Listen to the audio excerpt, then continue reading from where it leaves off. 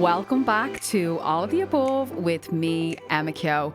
I can't believe already we are, I'd say, halfway through the series. And I didn't really want it to be a series. I just really wanted it to flow, let go, have conversations, and cater to all of the above. That's the reason why I'm here. And I feel like I haven't done a bit of an up-to-date intro of so far all these episodes on this podcast and why I brought the rebrand to you guys. Like I said at the start, I was at a place where I was really struggling with trying to be one version of myself. If you follow me on Instagram, I was in my era of wellness and healing, and I felt I needed to be that person. But at the same time, the other side of me, I love fashion. I love being with my friends, having social events, beauty, and all of the things. And that's why when I thought of the name All of the Above, we are all versions of ourselves, not just one version. And I really touched on that through all the different topics and conversations I've had between Neil O'Murku talking about breath work, having Paul Merriman on about finances, having Dr. Michelle Hone talking about female hormonal health and well-being and men's well-being, and also then Maura about yoga and our bodies and how the connection can be really lost through social media. And all these conversations I've really enjoyed so far, just talking to like-minded people about their own journeys, what's going on behind the scenes, because I do think social media has really given us this image of a shiny penny, but behind closed doors, what are people's backstory? Where did it come from? Why are all these things happening to us? They either break us or they make us. And this is a safe space, not only for me to talk to you guys about my own experiences as well. So between guests and then talking about my own experiences and the modern dating era podcasts, girls and guys, you absolutely loved that. I think you love a bit of juice as well, and to know what goes on behind closed doors for me. And that's why when I came into this space, I wanted to really unlock more, really strip off those extra layers to share with you guys about my own experiences on how I am getting to where I am today on this journey called life. So even I had a really good conversation last week with Cahir, who is also known as Kegs, just touching on my spiritual journey. Like, I've never really spoke openly about that.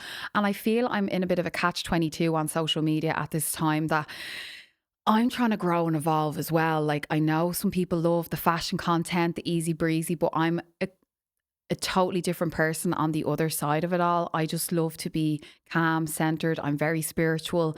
And then my private life with my boyfriend as well, which I actually don't share online. And it's so funny that a few girls actually text me being like, are we ever going to see him? No, sorry, not. If you see me out, yeah, you will. But I think one thing that I've learned about my own journey so far is about protecting my own space as well. And I'm really embracing it. We don't need to always show everybody our highlight reel and divulge into everything, even though I am an oversharer. I only said this to Cahir as well there on the last week's episode. I love to overshare, and my podcast is that space to overshare. And that's why at All of the Above, I'm going to share all those things with you and bring you on that journey of not feeling alone. We want to talk about all conversations, all topics, and ask questions as well about life, because sometimes we feel really stuck. And especially as a woman in her 30s, I'm yet going into my 40s. In July. I can't believe this. Some people are like, what the hell? But I am 40 this year, and I'm in my zero fucks era. I'm learning to strip things a lot, and as well ask myself questions and not be afraid to actually give those answers and be my authentic self. And that's why when I thought about this week, I was saying, what episode will I bring to you guys this week? And it's going to be an Agony Aunt Q&A. I know yous love this sort of podcast, and I know I love listening to it as well. I was only talking to James, my producer as well. He's in the back. We just love just sometimes shite in our ears. We want the chats. We want the questions, the nitty gritty that you'd ask your best friend, or sometimes you're not going to ask your best friend.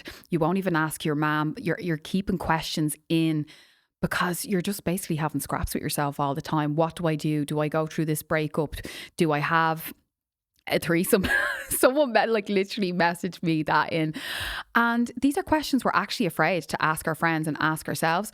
But today I am here to be your agony aunt and your little mindful coach and life coach as well, and give you some guidance into where you need to explore those answers as well, because life is for living. You know, you're never going to get out of life if you're going to hold yourself back and not take chances. Like I touched on my first episode in modern dating as well. Like I went off with like a guy I went on a date with and spent 5 days with him in Sri Lanka. It was a gorgeous time, but I took a chance. Yeah, I could have been buried alive somewhere, but I'm alive.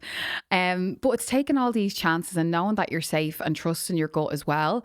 But I do think asking myself all these sort of questions and asking my friends and being outright and authentic to myself and knowing what's good and what's not good. But the thing is, you're never going to know what is bad for you unless you experience it and you learn from your experience, ladies, which I touched on before. The cheating, the relationships, my self-worth. I've delved into that as well, especially on this podcast. But I'm here today to be your friend, to be your guide, and be that little, I'm not even going to say agony aunt, but be that little person on your shoulder to guide you what you might want in your life. So I'm going to get through it. I have all the questions on my phone, and I actually wanted this episode to just be like, it's like you're sitting in a coffee shop with your friend or at home with a glass of wine or a cup of tea, and you're like, ooh, tell me all the details. Tell me all the questions, because I think that's where the spark is. A bit of juice, a bit of crack, a bit of real talk. This is why we're here today. So I'm going to dive right in. So we did get some juicy ones, and I'm going to start off. Oh, do I give you a juicy one first? So I think I'm bi and I have a boyfriend. So I actually saw that and I was like, interesting.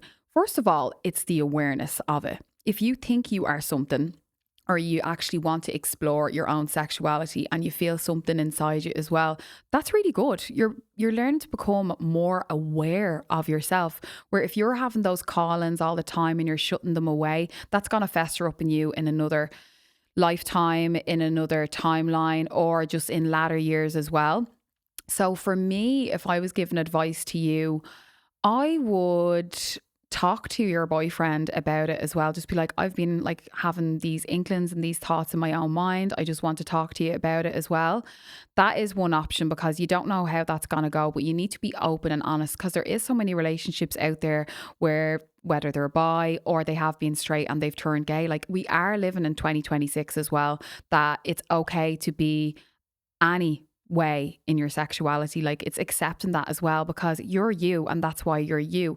But the more you shut that off, you're not actually being your authentic self as well. And I know that's easier said than done, but talk to them about it, or else think to yourself, do I need a little bit of space to think about this?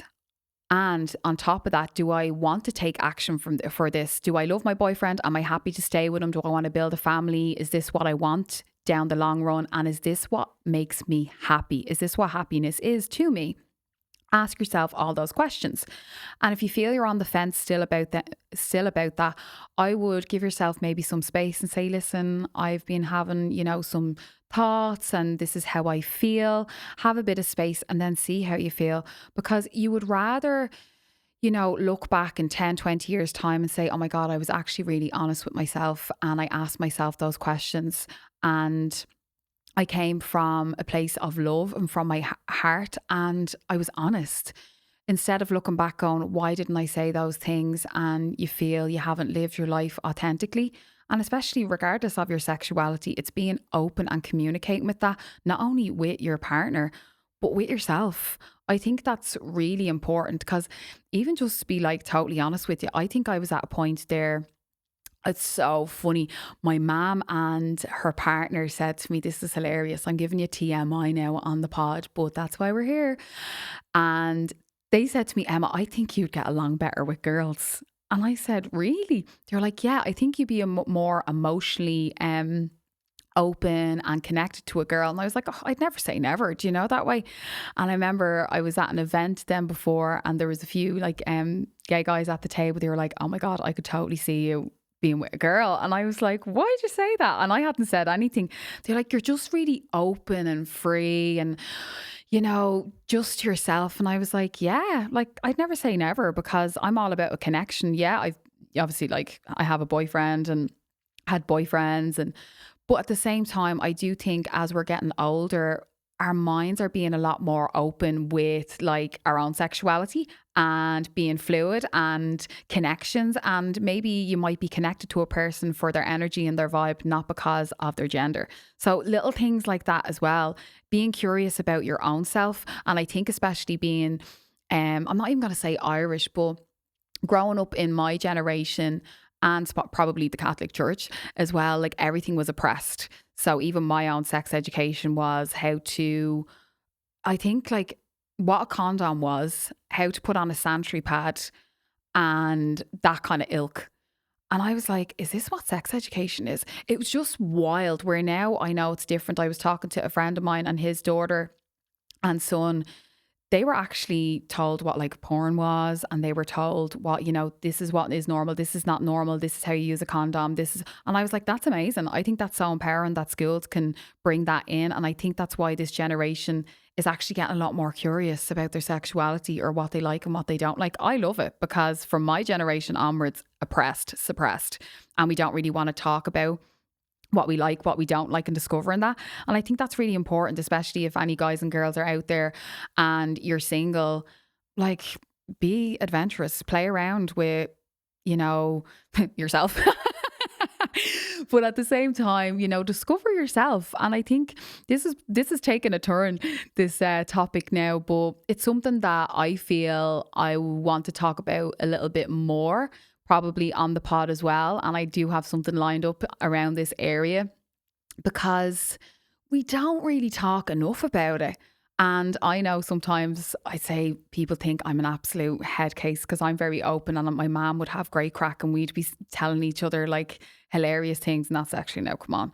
But like, just being like a bit dirty minded or something like that. And I think that's what the crack is, where some people might be a bit prude. And that's okay. There's nothing wrong with being a prude. But I do think we are getting better in this generation of being a little bit more lighthearted. But overall, I'm like, just go with the flow, go how you feel, and don't ignore how you feel because that is going to come up in another way. I went off on a tangent there, but I kind of really liked that one to kind of start and spice things off. Moved from Australia, settled friends, don't head out, finding it hard to meet someone.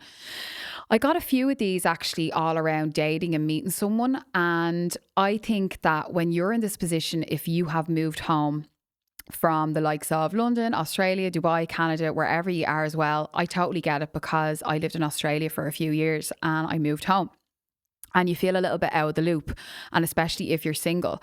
But I do think it is going in at things on a different lens. So I know you want to rely on your friends to go out and have drinks, but sometimes they're married, they have kids, and you feel alone.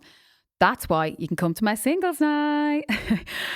Go to singles nights, pick up new hobbies, take things on a different route and say, okay, how am I going to meet new people? Not by sitting in on my phone and being online, but take new hobbies up. What did you used to do when you were younger? We used to go out and play. You'd call for your friends. You'd meet up with dates. You'd have new hobbies. Book a solo trip by yourself. Go to a retreat. I actually have a retreat on, by the way, in April 24th to the 26th. Paris Court Springs. It's going to be gorgeous. It's over on my website, empowerwithemma.com. But I'll get back to that. I thought I'd give it a little plug while I'm chatting here. But like, do things for you outside your comfort zone. Even when I went to my yoga teacher training 2 years ago, I went to Bali solo by myself. I met amazing people there, men and women. And you never know who you're going to meet when you take a chance on yourself.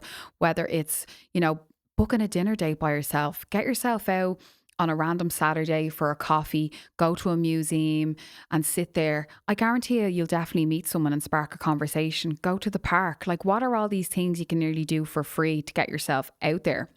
Or I actually brought myself on a date there. I want to do new things, especially this year. I want to take up dance. I want to kind of go back to my roots when I was a child, like dancing, singing, art class. I loved all that. I used to do horse riding, all those things. But last year, the year before, I said, right, I want to go and do an art class down in the Liberties. I think I booked it on not Eventbrite or one of them. And it was a life drawing class. For anyone who doesn't know, it is nude drawing. So I was like, yeah, this is cool. I've done it before when I was in college. And I was like, fab.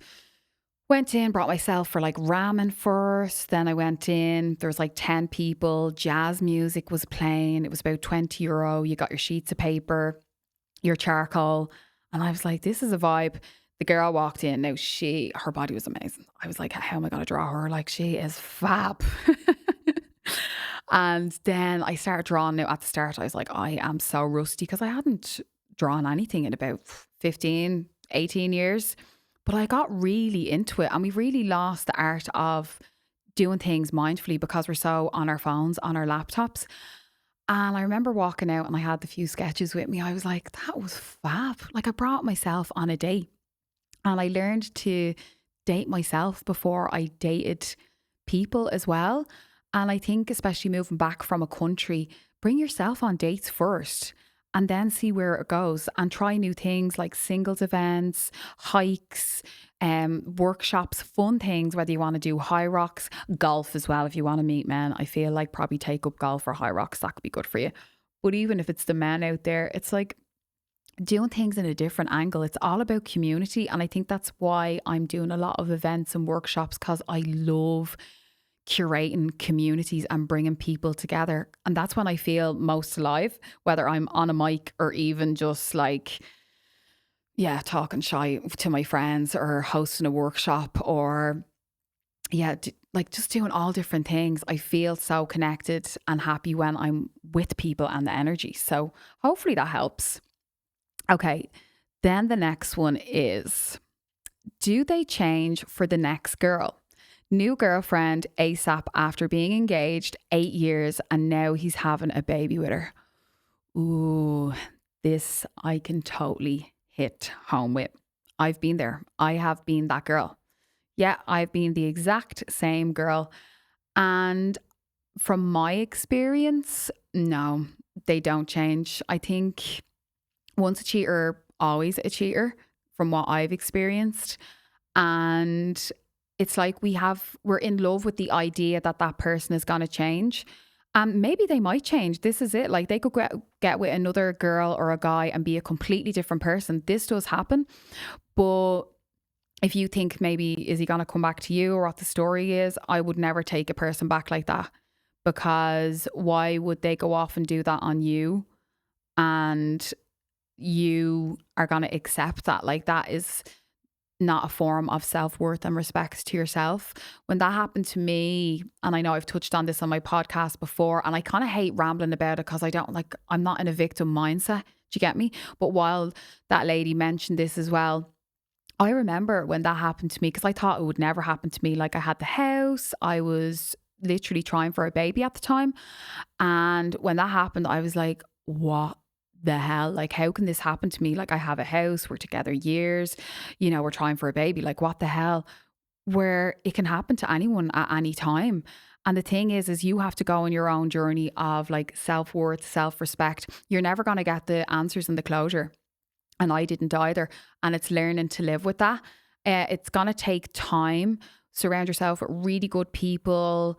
Do things for you, go on those trips, heal, feel, cry, do it all, and take rest and be kind for yourself, because it is a journey. Like, and I remember someone said to me, when something like that happens to you, it can take you a lifetime to get over, by the way, but like the average kind of statistic, I think, is like 3 to 7 years.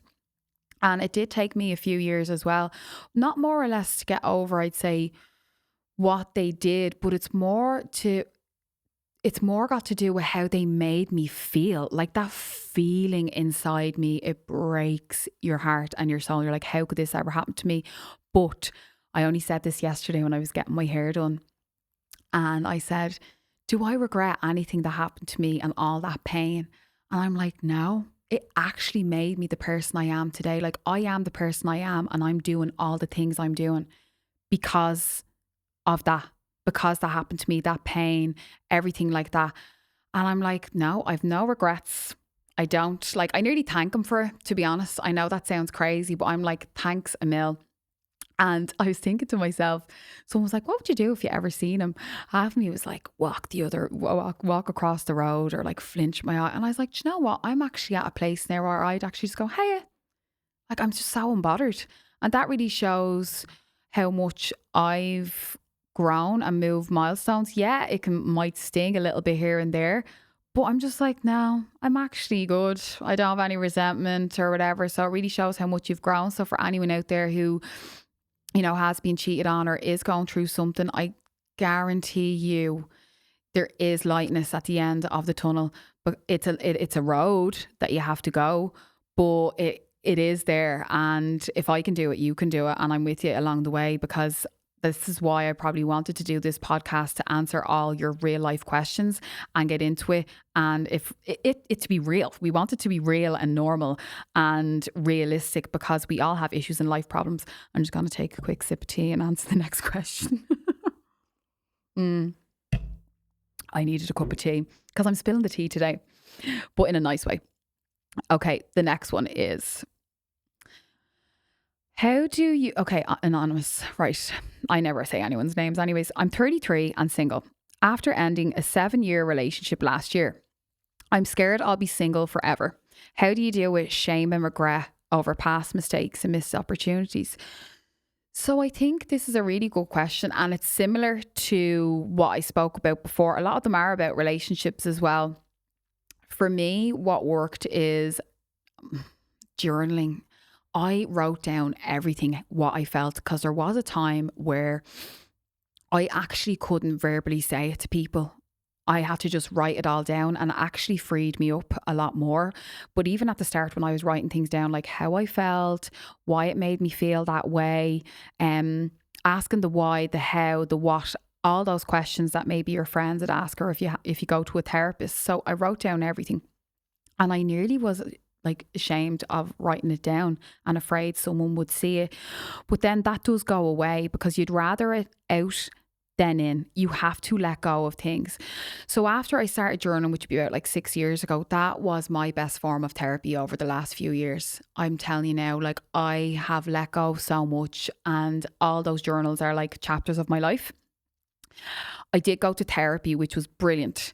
I thought it was really, really good, and find a good therapist that you can speak. I think CBT therapy was really good for me. It's cognitive behavioural therapy. I'd be an overthinker, overanalyzer, all that. It has gotten better through my mindfulness studies, but really, really good. And you can get other forms of therapy in there as well. But Reiki was really good as well, because sometimes we don't want to verbally talk through things, but we store them in our body all the time. And it's going to clear that energy and really bring you back to alignment and center yourself.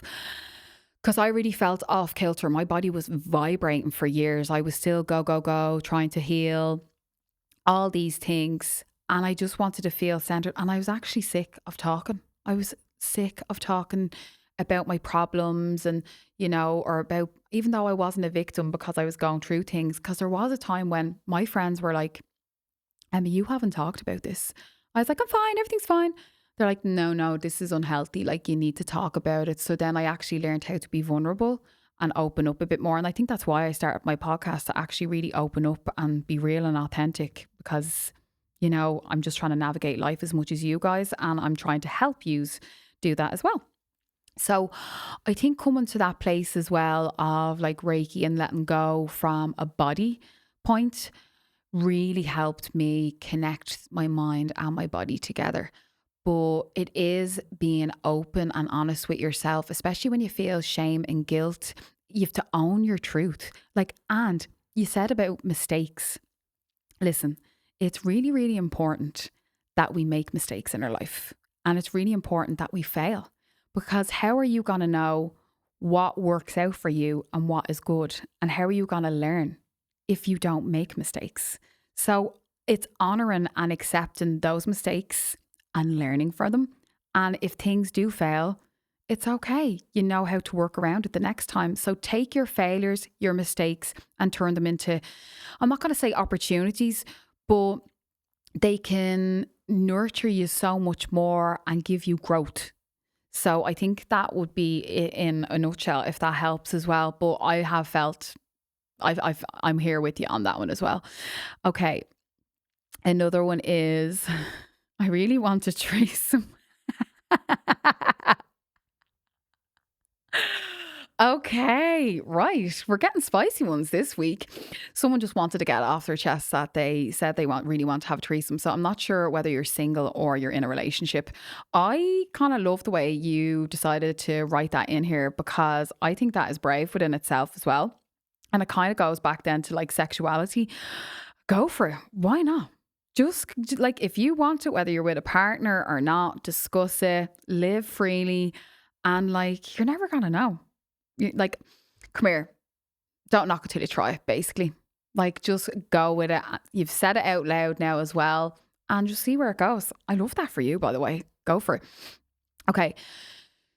Right. Hi. I have two sisters, but one of them is not close with me. I try everything, but nothing changes. Okay. I actually like this one from a family dynamic. I'm going to give you my stance on this. You've to understand, okay, siblings, I think we all think, and I see this even in my family as well, we think we're all supposed to be the same because we're from our mother and our father. And we think we're all supposed to have the same personalities, the same values, the same behaviors and emotions. And when other people don't show up the way you want them to show up, you feel that it's really disheartening. Why can't they treat me the way I treat them? So you have this idea in your head. And that's where you feel let down. There could be resentment there as well. But what I have grown to accept, and I'll give you actually an example. I remember my two sisters. God, it was a few years ago.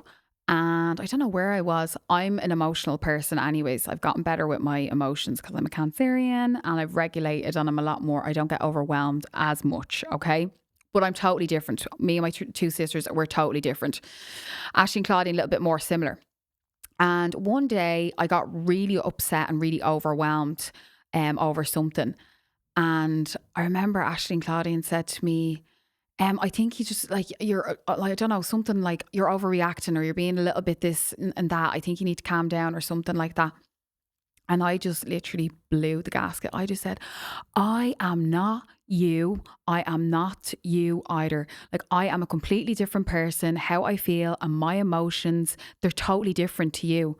Like we're different people. And they went, oh yeah. You're actually so right. Because sometimes I think since the three of us are so close, we think of the three of us as like a little triage, like we're all the same, but we're actually not. All our personalities are different. Our values are different. How we are made up is different. So if you listen to it on episode 2 on this podcast on sisterhood, you'll clearly see that we're so different. Like Claudine has like her babies and she's married and she just loves it more like calm and quiet, and she works and she loves that. Ashley loves to go out with her friends. She loves to travel. She loves to have a good time. And then me, I'm a bit more kind of balanced in the middle. I love nature.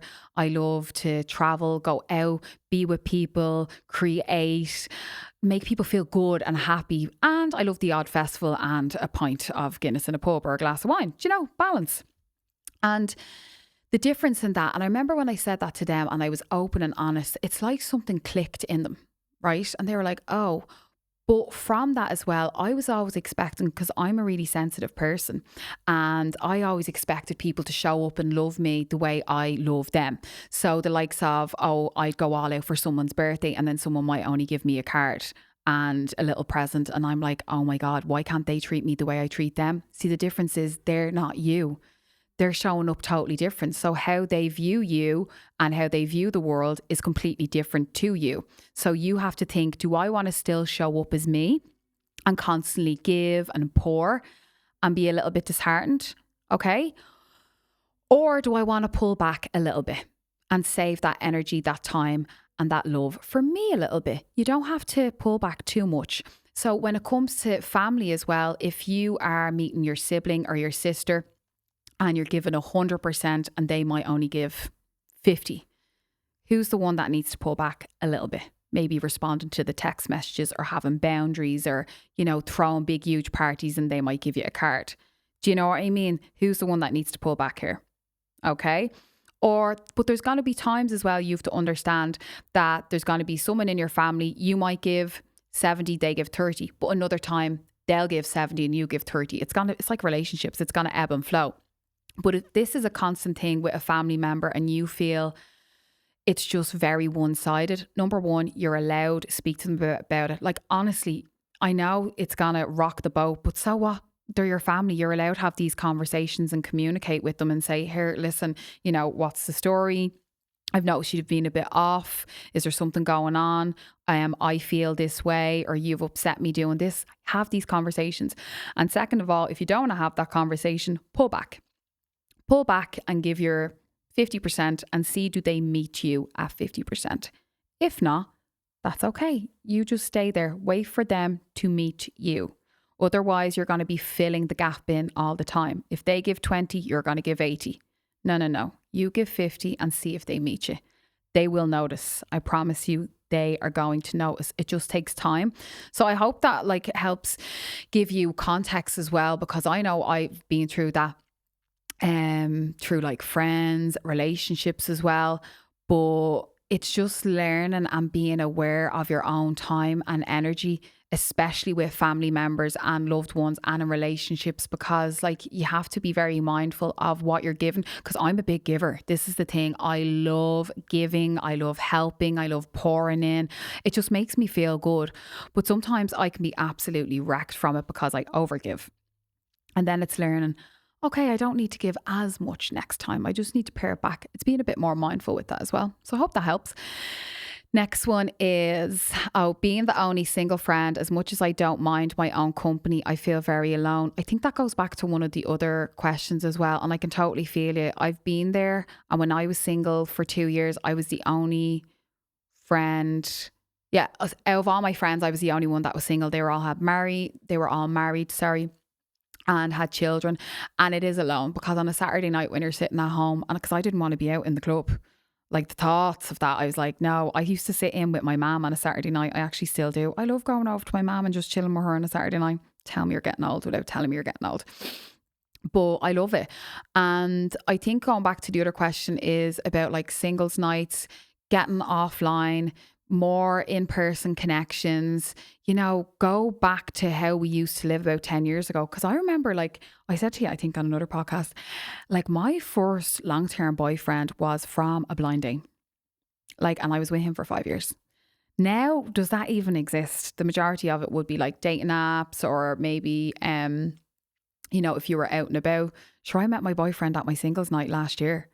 It does happen, girls and guys. And that's why I'm actually doing another singles night and event. 12th of March, the Hole in the Wall pub from 7 o'clock. Tickets are over in my bio on Insta.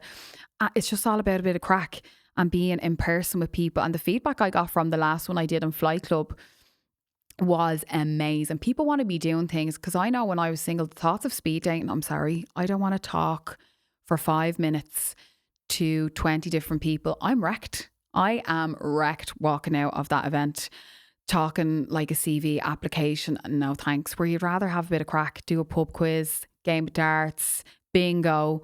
Let that be the icebreakers. Have a few drinks if you do drink, and have the crack.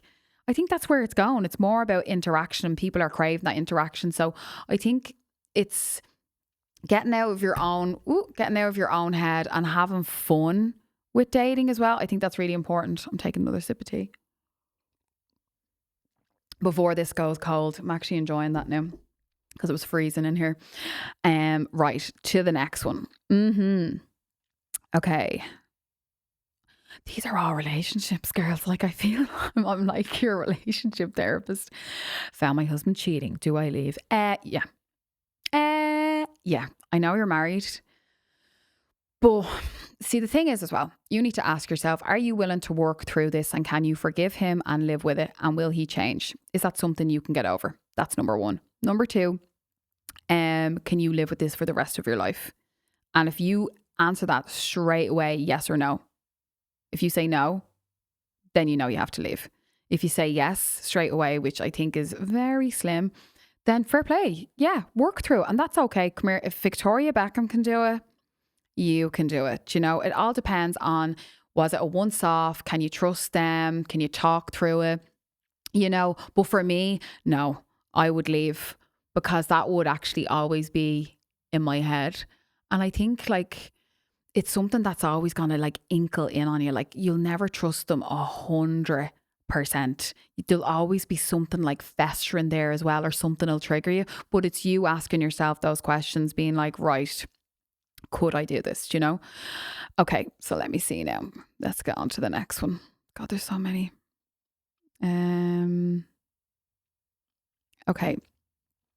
Met a guy at a wedding. I really like each other, but it's long distance. Can it work? Yeah, why not? I love that for you. I think weddings are actually like a singles expo for meeting people as well. It's a really good way. A lot of people get invited because you kind of see them as well and you have a bit of crack on a wedding. But I love that. I think long distance, you're never gonna know until you try. I think a lot of us, even for me, I would have lived in like fear a lot of, oh, the what if, is it gonna work? What am I gonna do? You actually need to get out of your own head and just come back to the now. Do I like this guy? Do I want to go on a date with him? Do I get good vibes? Yeah, that's it. That's it. We're already, even though he or she lives abroad, well, how's this going to work? What am I going to do? How long's it going to last for? Is he going to move in? I I was one to do this as well. This is the thing. I used to do this and jump 10 steps ahead. But I have learned to just live in the now. So you asking yourself those questions, just say, oh, he's a nice guy. Enjoy spending time with him. I'm just going to see where it goes. Honestly, keep pulling yourself back to the moment, because I'm going to put my hand up and say I did that last year. So when I started dating my boyfriend, it was really calm. It was really at ease. And since I was used to a bit of the chaos, or a bit of, I was like, this is a bit boring. Like I had the other side of me. I called him the angel and the devil. The devil being like, this is boring. Oh, blah, blah, blah. And then I had the angel going, no, this is different. It's calm. Stop like you having scraps with yourself, as I'd say. Like, he's a nice guy, very mannerly, very kind. You get on well. That's enough. That's enough. Just see where it goes. Just see where it goes. And I kept constantly reminding myself all the time, just bringing myself back to the present moment all the time, and ignoring all those external 20 million questions ahead, which we all do, ladies. Kept ignoring those questions ahead. And I think that's why I'm so content, not only with myself, but in the relationship now. I stopped the other clutter and noise. Yeah, it's going to get in sometimes, which is normal. But at the start of a relationship, or even when you're dating someone, you are jumping 10 miles ahead. Am I going to get married to him? Does he want kids? How much does he have saved? What's his next steps? Is he a gaslighter? Where do I move? What do we...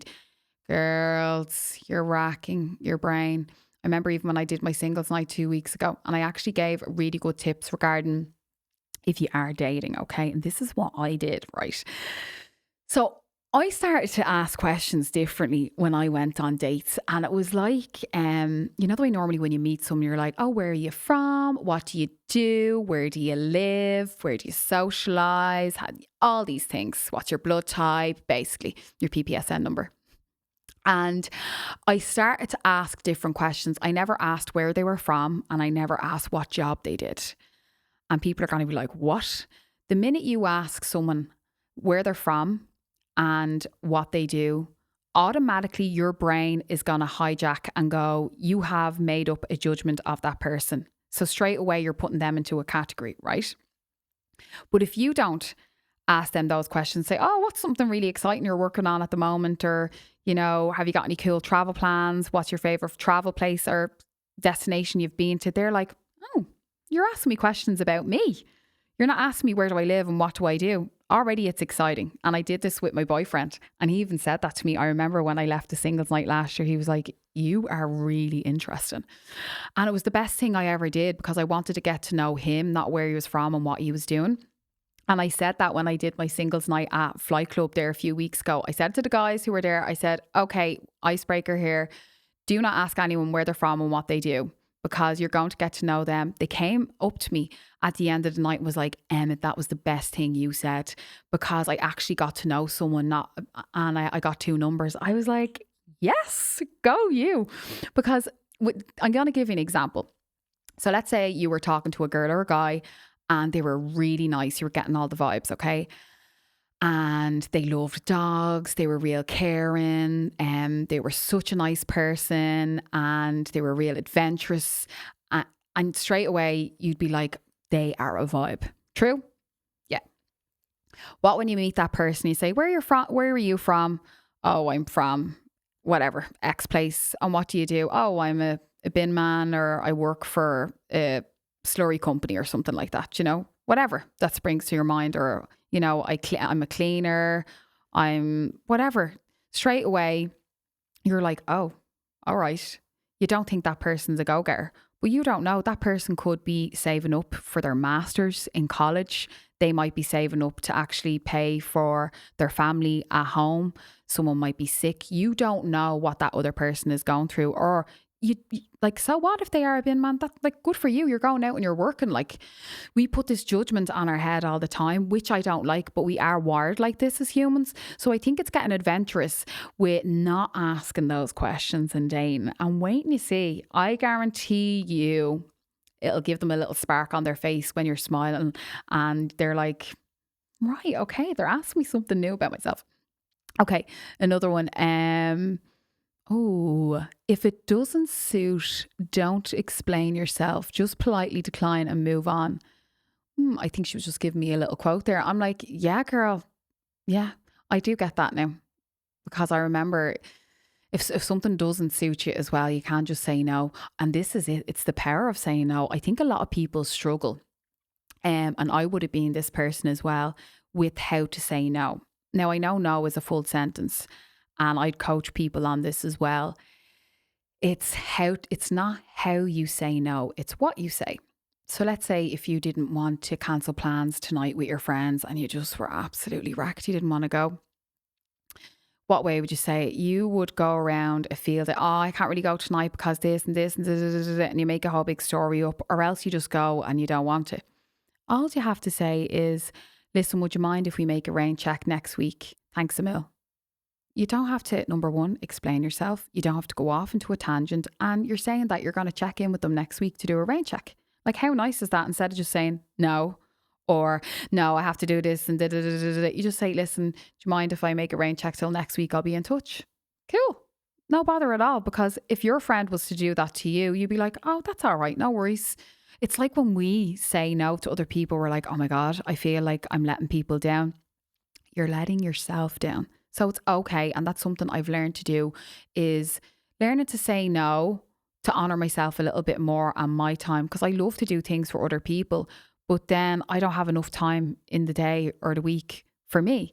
So what does that look like? And making sure you have little gaps of those times for yourself as well. It's okay to politely decline, as she said, which I think is a good little note as well. Motivation is at an all-time low. I get my shit done, but it's a battle with myself. Girl, me and you are sisters. I feel like this. I think with the weather and it's rained for 40 days and 40 nights like Noah's Ark out there, I think you're allowed have times of no motivation. I think we're in this era as well of go, go, go, get everything done. And if you are self-employed as well, it's like you feel you have to be switched on all the time, even as a mammy as well, like, or as a father, as everything. You feel like you have so many hats and you have to be switched on all the time, but you're allowed to have off days, rest days, no motivation. How do you think you're going to get motivation if you don't have those down days? We can't always be on the go, go, go. We can't always be doing things. You have to just be sometimes and say, do you know what? I actually just want to chill. I can do the rest tomorrow. And I think that's really important, because that's where the ebb and flow is going to come from. And that's where balance is going to come from. Because if you're constantly doing, you're going to burn yourself out. And I know what that's like. Some of you know what that's like as well. You're going to hit burnout. So I think for you with the motivation and battling that as well, it's asking yourself, here's a little hack I actually do. What are the 3 things I need to do today?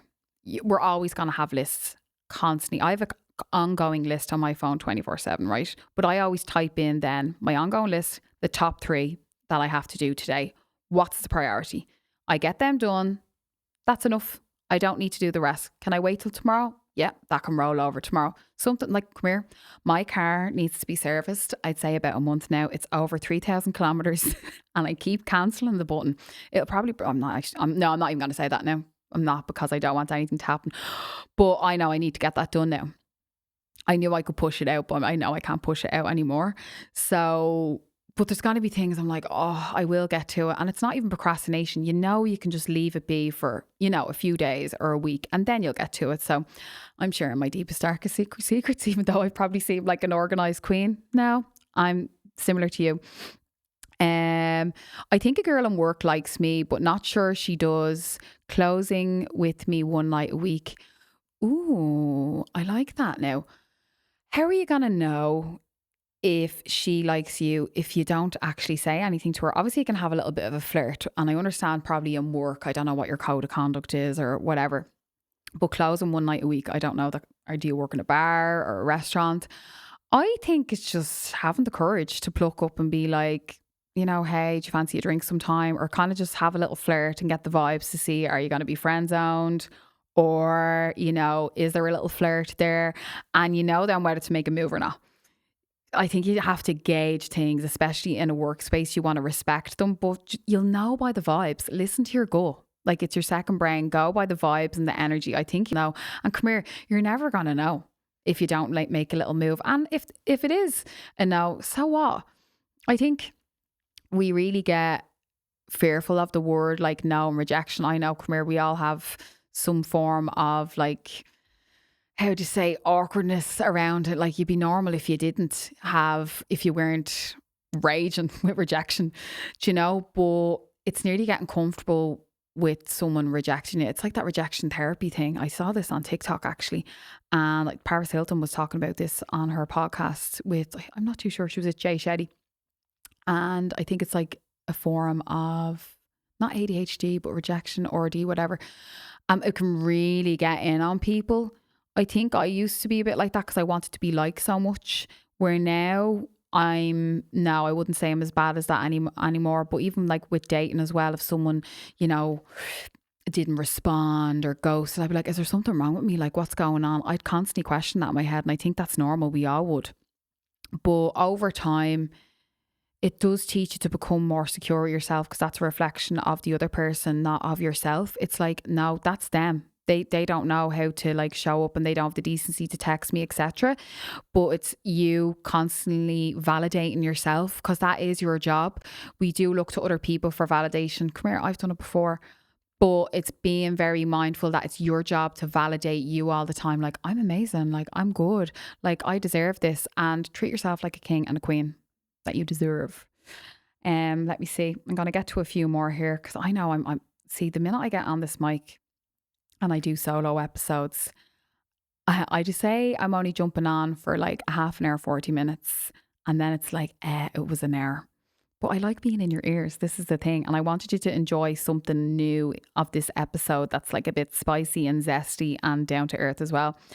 Okay, next one is, I want to get better at making boundaries, as I feel I'm a people pleaser and it is so draining. Yes. So I'm going to give you an analogy now that I got from my life coaching, right? And I actually was only saying this the other day. Okay. When you think about boundaries, I'm not too sure if I said it on this podcast.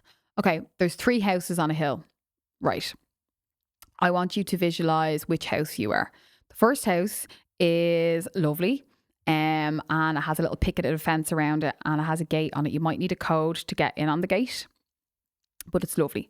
The second house on a hill, it's just a house. There's no fence around it. There's just like people that can come and go. They run around. It's like a free for all. Then there's another house on a hill, but there's a huge wall. Like you can't even jump to get over it. It's like Fort Knox. Which house on a hill are you? Okay, right.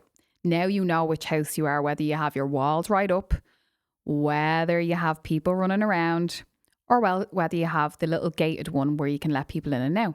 So you can see which boundaries are and which one you are. Now you know which one you have to work on. So how do you work on your boundaries? Your boundaries is all about respecting your time, your own time, and your energy as well. And I think that's really important so people see that you respect your own time and energy, because you have to respect yourself before other people can know to respect you.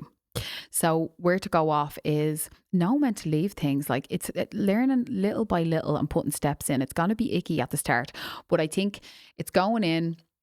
And let's say, for instance, I'll give you an example, me. So I used to go on nights out with my friends, and the odd time, if it's their birthday, I probably go out a few times a year, people's birthdays, whatever. And I'd go into town and I'd say I'd push myself to stay till the death, like 2:30, 3 o'clock. But I know I'd be done around 1 o'clock, and I'd just stay until the end. And then I'd feel shit. I couldn't get a taxi home. I'd get upset. My anxiety would be up the walls because I knew I couldn't get home. And this happened several times, right, over the years. So then I was talking to my mum about it, and she was like, Emma, it sounds like you need to have a plan before you go out, and to know how you're going to get home, and to have a time limit on when you're going to go home. So that's honestly what I have to do, because that's how I work. And maybe that's not how everybody works, but that's how I work to feel comfortable in my own self, a little bit more controlled, and like how I function. Like, so now instead of staying out till the death, I'll go out, I'll meet the girls, but I know around say like 1 o'clock I'll go, because the taxis won't be too busy. It's just kind of like after 12, I've had my few drinks or whatever. I'll be able to get home. I'm not going to be drunk. Fingers crossed, like I'm safe as well. But I have to have a plan. Otherwise, I know my body and my own self, I can't. I've had like 3 anxiety attacks, I'd say, over the last 2 years with this. And I remember I was trying to get a taxi, I think it was 2 years ago, went to Zosimus, walked down, and I wanted to leave about an hour before, but I was like, oh no, I'll just stay. I was listening to other people. I wasn't listening to myself. So I ended up leaving. And I was walking down the road, and there was like these guys being like, oh, where's your boyfriend? And I just said, I was like, oh, I was single at the time. I said, oh no, I'm going to meet my boyfriend. Oh no, do you want to give me your number straight away? I was freaked out. I was like, this is why I hate town. I was like, there was about 6 of them that were walking, and I was like, I can't. Then anyways, I was getting a taxi on Dawson Street, and these other guys came over. They were actually really nice, being like, are you okay? Because I started to get upset. Are you okay? I was like, no, I'm fine. I just want to get a taxi. I just want to go home. Then they ended up walking off. I couldn't get a taxi. And then I walked all the way down to like around Trinity College, and as if I was heading up past the Garda station. And I was walking slowly, and another guy came up being like, oh, will you give me a kiss? Are you on Instagram? I was losing the plot. I was so upset. Someone had to drive in and collect me, and I was like so upset. And I was like, here we go again. I was like, this is why I don't go out into town. So moral of the story is I didn't respect my own boundaries, and I should have left an hour ahead. Now I know these things, and I'm not singling men out or anything like this as well, but obviously these things do happen. I know people have drink, they're in town as well, but I don't feel like safe anymore if I'm staying out late as well, because I always have to get a taxi home by myself. This is the thing, like no one lives near around me, so that's constantly in the back of my own head. But in order to protect my boundaries, I don't go out, as you know. I'd rather go to a cozy little pub, but at the same time I leave early, or if someone collect me early, do you know, that way. Like, so, and I've learned to do that. And actually, instead of going out at night time now, I go out during the day. So I go to like an R&B kind of brunch thing during the day, and I have a ball, and I'm home in bed having food. It's 9 or 10 o'clock at night, and I'm like, yes, stunning. And I have no anxiety, no hangover, and I'm like, feel good. So I think I've cracked my little code with my own boundaries, daytime things, getting someone to pick me up. I know I'm rambling on a tangent, but I feel like I have to give you sometimes my experiences as well, because that's where you're going to learn a little bit more, and then learn a little bit more about me. I'm going to do 1 or 2 more, because I definitely feel I'm giving you loads today. Okay, next one is, I drunk text my ex who was in a new relationship, and he replied, girl, what? Why did you drunk text your ex? Right, okay, I haven't done this now, thank God. But if you do you, this is the thing. You are allowed to do you if you feel you wanted to reach out. But the only thing is, he's in a new relationship. This is the thing. So, I don't even know what to say to this. I think, yeah, I'm actually a bit flabbergasted. I'm not gonna lie. You know, when I'm actually lost for words, like what? It's not even what would I do or what you should do. Like I could never tell you what to do, but I would have a bit of space from that as well because you don't want to go in like cheating and all this stuff. Like we don't want to be like a Susie homewrecker. No, no, no, no, no. So, and the things we do when we're drunk, it's not really what. Well, you probably wanted to do it when you're sober because they always say the truth always comes out when you're drunk. This is the thing. So kind of ask yourself, what do you want? But you have to respect he's in a new relationship as well. So that's kind of like bad out as well. Um, I'm gonna see, is there one more? And then I will leave it at that. Ooh, let me see. Boundaries. I went through that. I feel like there's loads here. That one, being the only single friend. Yeah. Okay. I feel like there's a good few here I've already covered as well. Better chance. Yeah, let me see. Sorry, I'm actually having a little breeze through them all now. So I'll do this one. Opinions on keeping in touch long distance, Ireland and Australia. Not a relationship, I just dated. Why not? Why not? Like you're allowed to text your friend. I have a friend in Australia, not a male, she's a girl. I used to work with her. And do you know what's so funny? I used to work with her in a shop called Lavisa. And it's here now, the jewellery shop. I was like, that was in Australia when I was there 12 years ago. I met her there and I love her. Mia, shout out.